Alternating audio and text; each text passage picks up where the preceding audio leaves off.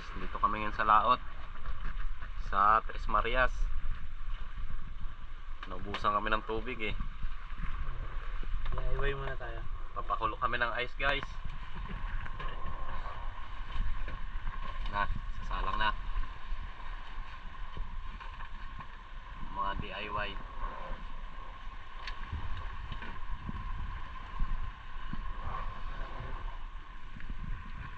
Kami sa Tres Marias.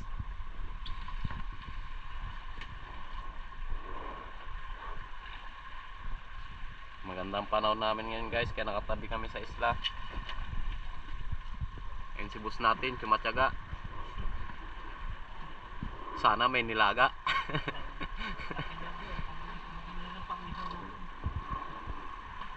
Isang kasama namin guys, sleeping child muna guys.